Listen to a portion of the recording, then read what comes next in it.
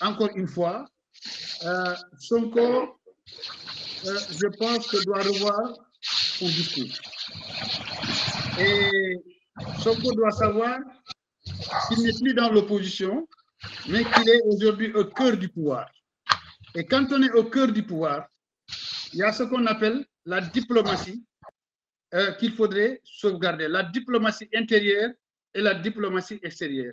Le Sénégal a des ennemis, le Sénégal a des amis.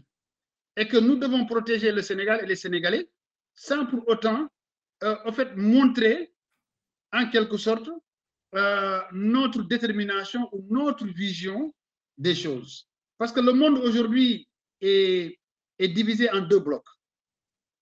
Il y a le bloc qui soutient aujourd'hui la Russie. Il y a le bloc qui soutient les Américains. Les Américains sont de connivence avec les Européens. Donc, le Sénégal doit rester neutre. Le Sénégal doit avoir une politique de neutralité. Parce que nous sommes un pays pauvre.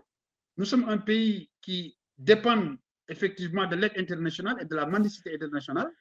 Ça, il faut le reconnaître. Donc, d'autres gens viennent en quelque sorte nous pousser à la division, nous pousser à choisir un camp.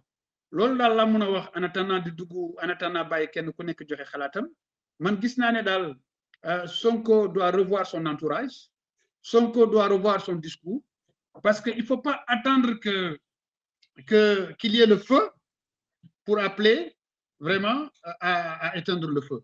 Je pense que si part d'entourage yow yaakaar nga ni Sonko discours bu mu def ni du moom moo jël responsabilité mu def ko dafa am ñu ko pousse mu def ko. Mais je le pense énormément parce que d'abord pour plusieurs raisons, parce que Mélenchon qu'on l'aime ou qu'on l'aime pas, on doit savoir que Mélenchon était un bras droit de François Mitterrand. Pour ceux qui connaissent la politique, savent que Mitterrand est à l'origine de l'assassinat de Thomas Sankara. Et quand on veut porter un discours panafricain, on doit soutenir le discours de Thomas Sankara, de Patrice Lumumba, de Mamadou Dia et de Silvio Olympio, etc., etc., etc. Et donc, pour moi, ce fait qu'est Mélenchon, il était parmi l'un des plus proches collaborateurs de François Mitterrand. Et que si aujourd'hui, comment dirais-je, Thomas Sankara a été assassiné, comment dirais-je, Mélenchon en sait quelque chose. Et en sait même plus que nous. L'histoire par exemple, du génocide rwandais. C'était qui? C'était François Mitterrand qui était président de la République.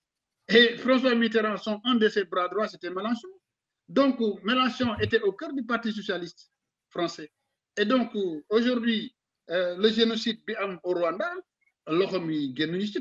l'histoire, je pense qu'il l'a déjà édifié, ce n'est pas à moi. Raison pour laquelle, quand Sonko porte un discours, il doit choisir un, ses amis. Il doit choisir deux, ses partenaires. Il doit choisir trois, les gens qui doivent l'entourer, doivent être des gens propres, des gens intègres qui sont capables de lui cracher la vérité, quel que soit le sujet. Mais s'il a autour de lui des laudateurs, s'il a autour de lui, en quelque sorte, des gens, des opportunistes à part entière, excusez-moi du terme, tout ce que Sonko dira, ils vont applaudir.